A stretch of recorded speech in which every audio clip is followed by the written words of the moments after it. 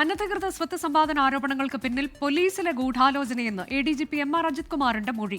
മുഖ്യമന്ത്രിയുടെ ഓഫീസിന്റെ നിർദ്ദേശപ്രകാരം PV അൻവറിനെ കണ്ടുവെന്ന് അജിത് കുമാറിന്റെ മൊഴിയിലുണ്ട്. മൊഴിപ്പകർപ്പ് 24-ന് ലഭിച്ചു. പോലീസിന്റെ വയർലെസ് സന്ദേശം ചോർന്നതുമായി ബന്ധപ്പെട്ട് MR അജിത് കുമാറുമായി കൂടിക്കാഴ്ച നടത്തിയെന്ന് PV അൻവർ സ്ഥിരീകരിച്ചു. അജിത് കുമാറിന് ക്ലീൻ ചിറ്റ് നൽകിയ വിജിലൻസിന്റെ അന്വേഷണ റിപ്പോർട്ട് അതിരൂക്ഷ വിമർശനത്തോടെ കോടതി തള്ളിയതിന് പിന്നാലെയാണ് MR അജിത് കുമാറിന്റെ മൊഴി വിവരങ്ങളുടെ പകർപ്പ് പുറത്തുവന്നത്.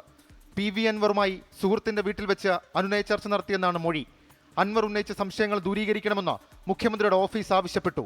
തനിക്കെതിരായുള്ള ആരോപണങ്ങൾക്ക് പിന്നിൽ പോലീസ് ഉദ്യോഗസ്ഥരടങ്ങിയ ഗൂഢാലോചനയെന്നും തനിക്കെതിരായ വ്യാജരേഖകൾ ചമച്ചത് പോലീസിൽ നിന്നെന്നും അജിത് കുമാർ മൊഴിയിൽ ആരോപിക്കുന്നുണ്ട്. അന്വേഷണം വേണമെന്നും അജിത് കുമാർ ആവശ്യപ്പെട്ടു.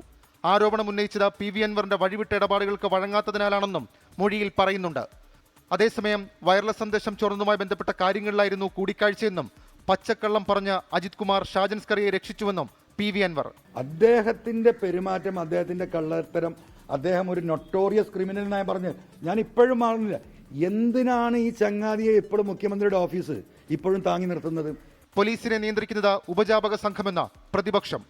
കേരളത്തിലെ പ്രതിപക്ഷം നിരവധി നാളുകളായി ഗൗരവത്തോടുകൂടി സർക്കാരിനെതിരായും പോലീസ് ഭരണത്തിനെതിരായും ഉന്നയിച്ചൊരു ആക്ഷേപമുണ്ട്. മുഖ്യമന്ത്രിയല്ല പോലീസ് ഭരിക്കുന്നത്, ഉപജാപക സംഘമാണ് എന്നാണ് പറഞ്ഞത്. ആ പ്രതിപക്ഷത്തിന്റെ ആരോപണത്തിൽ അടിവരയിട്ടുകൊണ്ടാണ് തിരുവനന്തപുരം വിജിലൻസ് കോടതിയുടെ ജഡ്ജിമെന്റ്. ഫ്ളാറ്റ് മറച്ചുവിറ്റ് ലാഭം നേടിയിട്ടില്ലെന്നും വീട് നിർമ്മിക്കുന്നത് ഭാര്യാപിതാവ് നൽകിയ ഭൂമിയിലാണെന്നും മൊഴിയിൽ അജിത് കുമാർ പറയുന്നു. 24 തിരുവനന്തപുരം.